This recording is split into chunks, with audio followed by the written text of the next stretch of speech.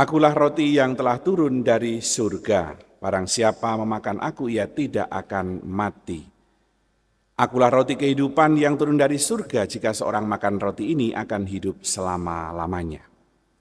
Bapak dan Ibu, saudara dan saudari yang terkasih, dalam renungan kita di perayaan Ekaristi minggu ke-19 ini, kita diajak untuk menghayati dengan sungguh Yesus sebagai roti kehidupan. Roti melambangkan makanan yang membuat orang bisa hidup.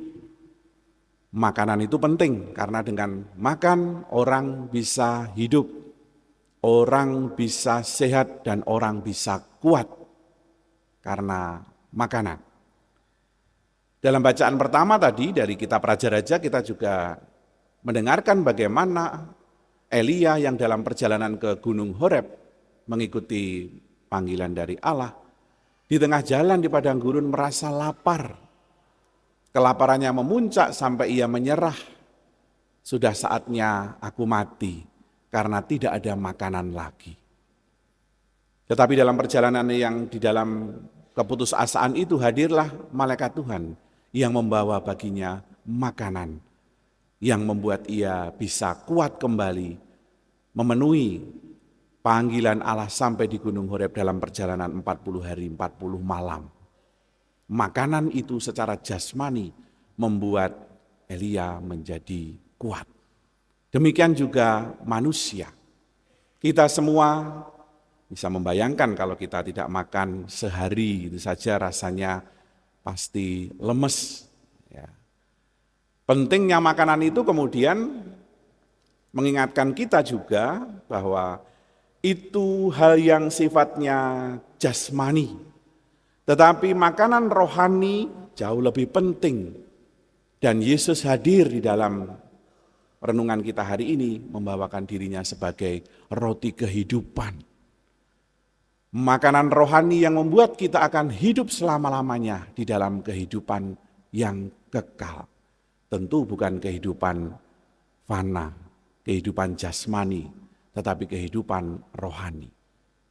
Nah, saudara dan saudari yang terkasih, kita kemudian diajak untuk menghayati itu dalam peristiwa Ekaristi, di mana kita diundang untuk datang ke gereja, mengikuti panggilan Tuhan di dalam peristiwa sakramen Ekaristi, di mana kita memperoleh dan menerima tubuh Kristus itu sendiri, yang menjadi bagi kita makanan rohani.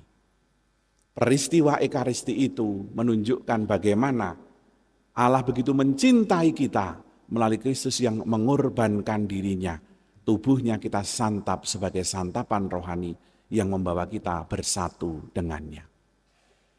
Mengikuti atau mengingat kembali peristiwa pandemi beberapa tahun yang lalu, bagaimana saat kita tidak bisa mengadakan Ekaristi seperti ini dengan tatap muka di gereja.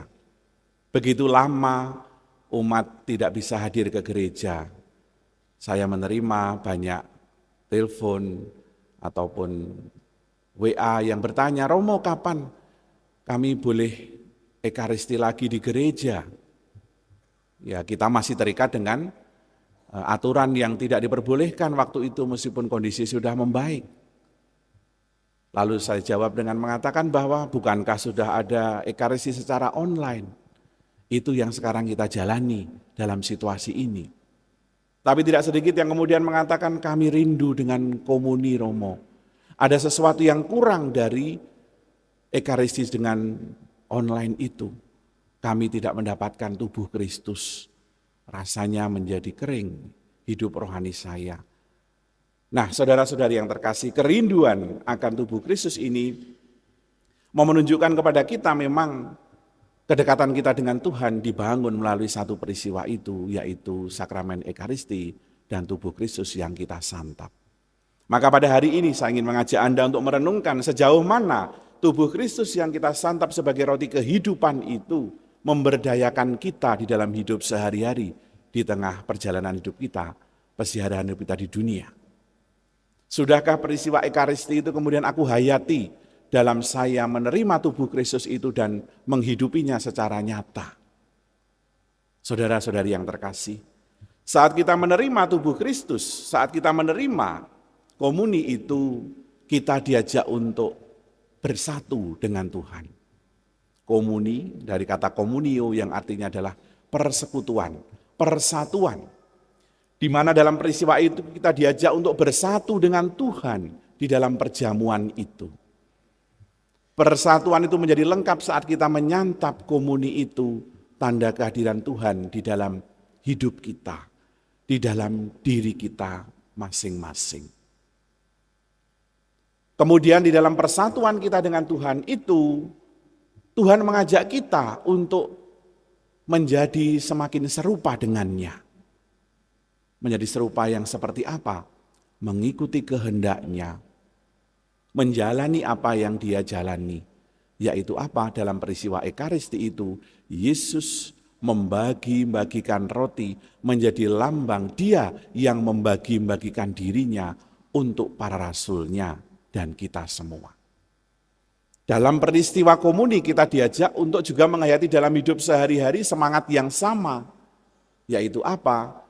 Hidup kita diajak untuk bukan diri kita sendiri saja. Kita diajak untuk hidup juga untuk orang lain di sekitar kita. Hidup yang dihayati oleh Yesus adalah sebuah peristiwa pemberian diri, peristiwa kurban. Melalui perjamuan malam terakhir itu Yesus menegaskan dirinya yang dibagi-bagi untuk semuanya. Maka pada saat kita menghayati keserupaan kita dengan Yesus dalam perjalanan hidup kita, mari kita renungkan sejauh mana hidupku sudah menjadi bagian yang baik bagi hidup orang lain. Sudahkah aku bisa hidup untuk orang lain, bukan hanya hidup untuk diriku sendiri, untuk senangnya sendiri, untuk kesukaannya sendiri, atau bisa untuk orang lain. Semakin banyak kita bisa hidup untuk orang lain, hakikat Ekaristi dan komuni yang kita terima itu menjadi nyata.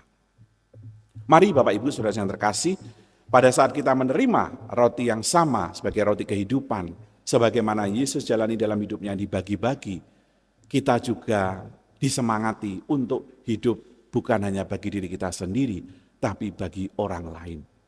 Pertama-tama tentu bagi orang-orang di tengah-tengah kehidupan kita, keluarga.